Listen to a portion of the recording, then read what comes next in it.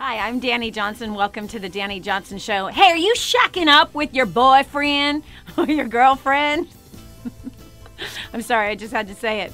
Hey, there's like this, the numbers are crazy about how many people are shacking up together thinking that this is a good idea before marriage. And we've asked the question actually on our social media if people thought it was a good idea. I have actually been completely shocked at the responses. I think I'm also shocked at the boldness that people have in answering that question, which I love the fact that they feel like they can be honest on our community, in our community, because we have a very non-judgmental community, which I love. Of course, there's a few of those sailors that sail right in and just give it to you with all their judgment.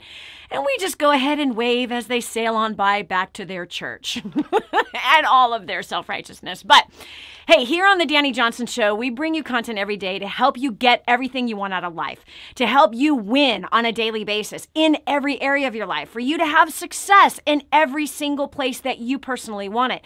We also help you to redefine success for you, because success for one is not the definition of success for another.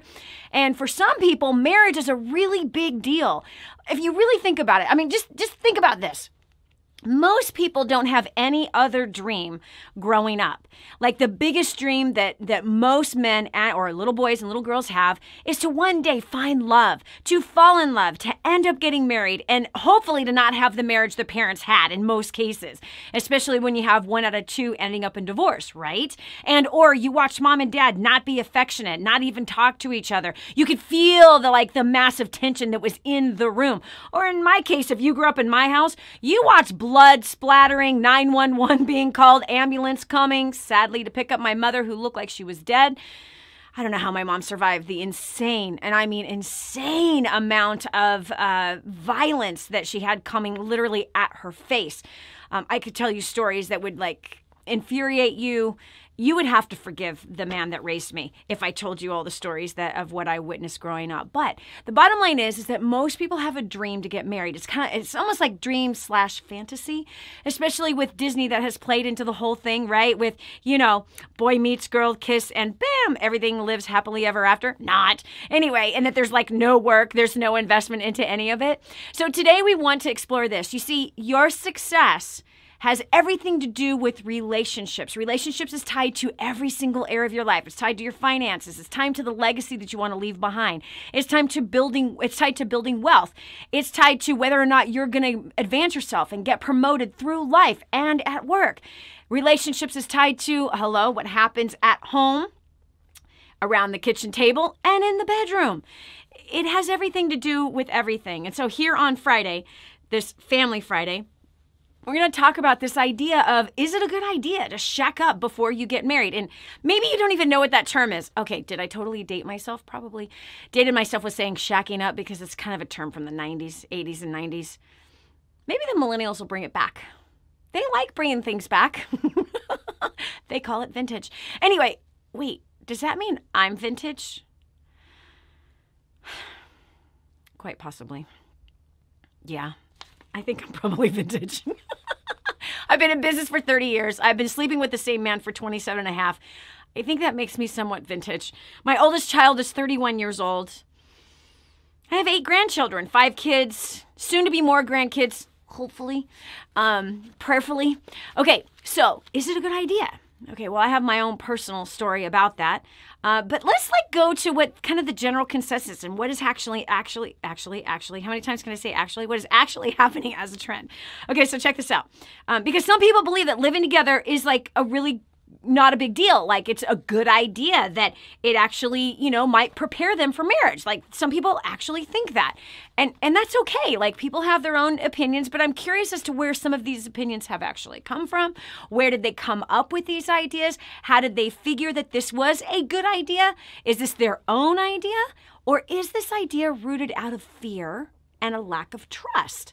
Is it a fear of getting a divorce one day? Is it the lack of trust in one's ability to make a good, solid decision? Is this the reason why we have this idea that, it's a good idea to live together before we get married? Well, check this out. 2/3 of marriages today are preceded by living together. What? That is shocking to me. 2/3. What? Okay, 66% of married couples lived together before they got married. That just like completely blows my mind, seriously. And according to Psychology Today, living together before marriage is viewed as a risk factor for divorce. So, wow, it predicts later marital instability, poorer marriage quality, and less relationship satisfaction. So it's, come on, we've all heard it. It's like, let's test drive the car before we buy the darn thing. Friend, if you are equating marriage to buying a car, that right therein lays the first problem. It is not like you're not buying something. It's the same. Like, okay, you've heard the old saying, okay, if a woman is going to give it up, that if she's going to sleep with a man before she's married, well, then he doesn't have to buy the cow in order to get his milk. Okay. Why do we have these analogies about marriage? Like, this is disgusting if you think about it, right?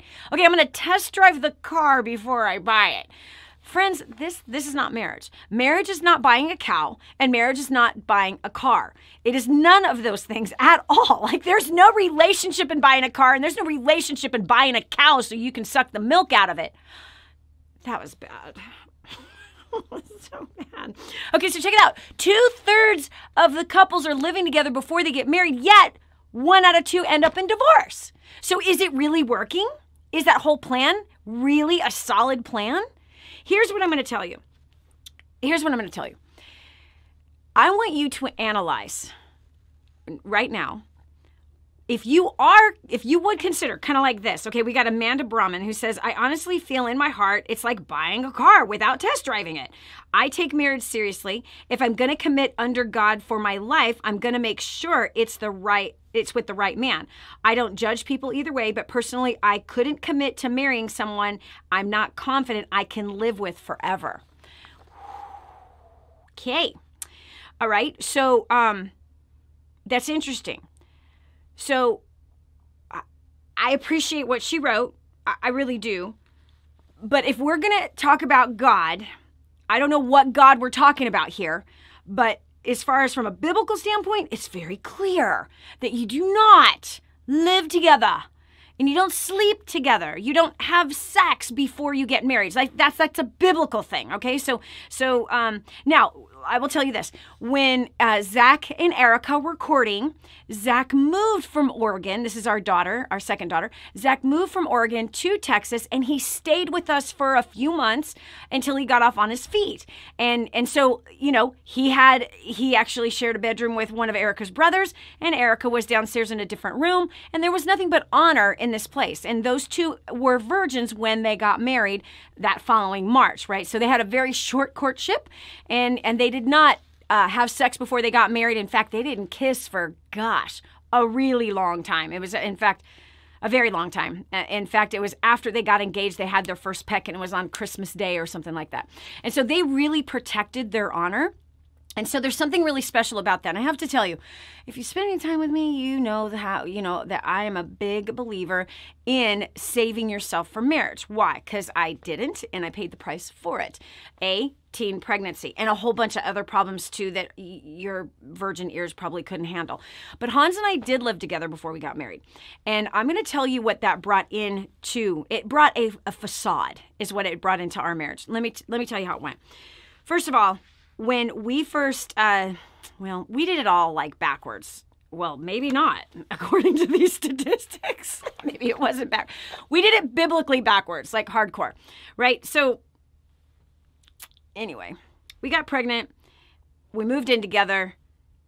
Then we got married, and then we started dating after we got married. Yeah, a year after we got married, we started dating. Yeah, so we were married, living in the same house, but we didn't date. We didn't start dating until somebody told us that in order to save your marriage, you need to start dating and having time set apart just for the two of you.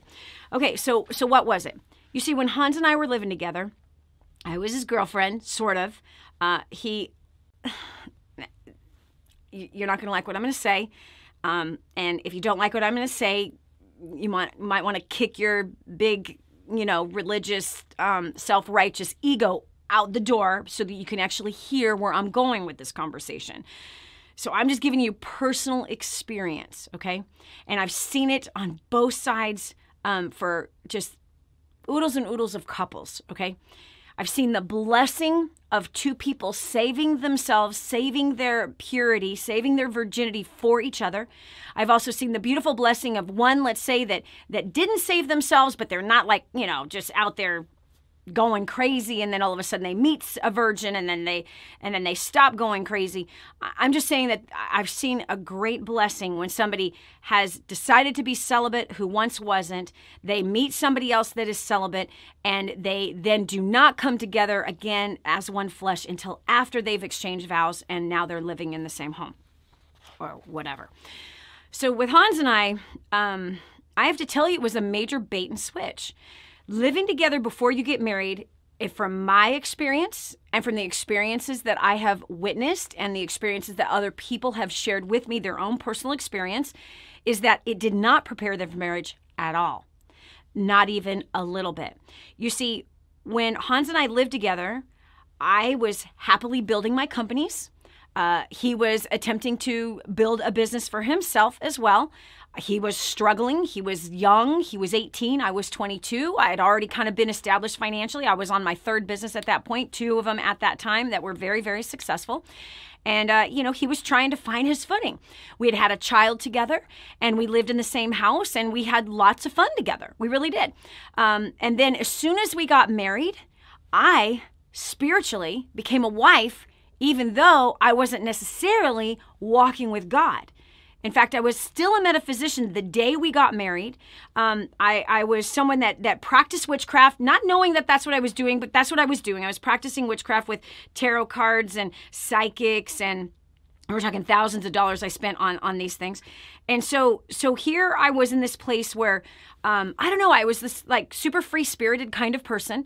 And we get married, and all of a sudden, I now have an expectation, several of them, that I didn't have before. All of a sudden, I wanted Hans to provide for us. All of a sudden, I wanted Hans to protect us. And I used to nitpick him about locking the front door. All of a sudden, I wanted him to contribute as a man into the household, as a husband. All of a sudden, I looked to him as leadership. I'll tell you about it.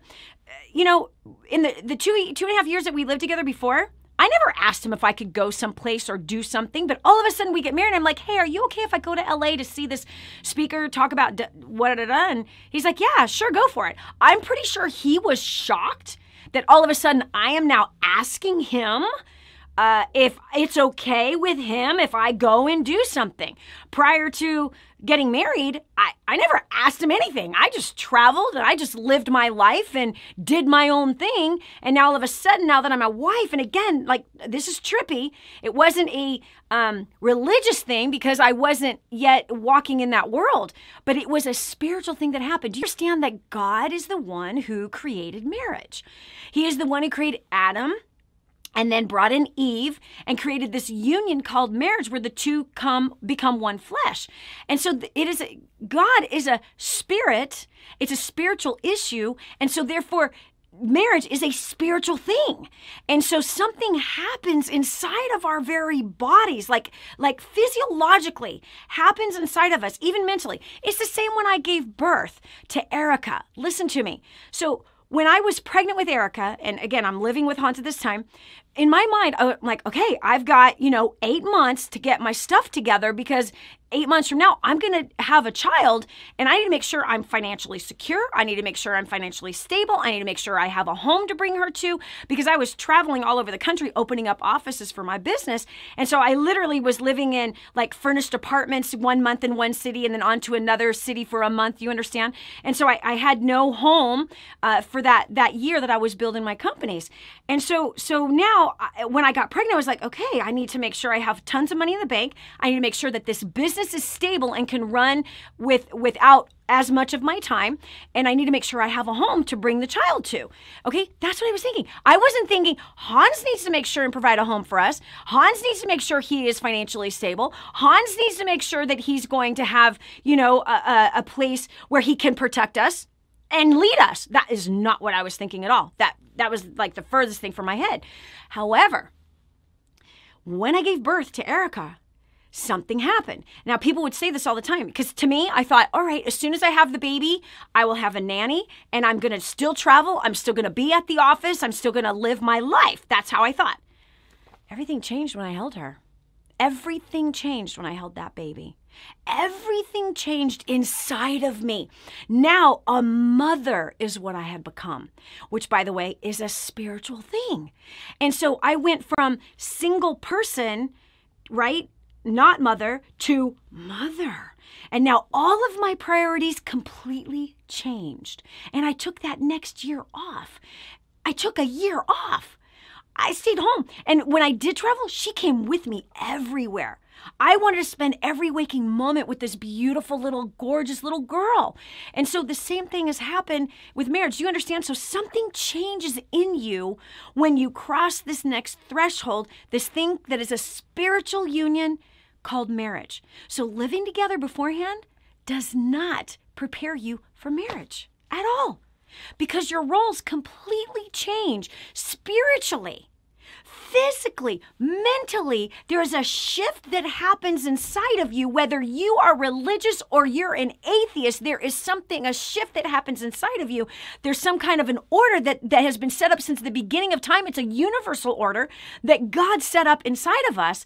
And so test driving ain't gonna do squat for you, friend, because your boyfriend or your girlfriend is not in the role or the promotion or the position of husband or wife yet. And it will not happen by pretending. It only happens once you exchange vows. And that's it. That's it. Marriage is a commitment that goes beyond what drives each other crazy. You might find the things you don't like about each other by living together, but that is not going to determine whether or not you're successful in marriage. And not only that, those things are going to change through time. So I really hope that I shed some light on you. I absolutely regret that Hans and I lived together. We both regret that we lived together. We both regret that we had a child before we got married. Now we've had to flip that around and make a positive out of it, which was, we told our kids. And thankfully, none of our kids, mine and Hans's kids, Erica, Cabe and Roman, are all married. These guys they saved themselves for their spouse. Erica and Zach did not live together. Roman and Rachel did not live together.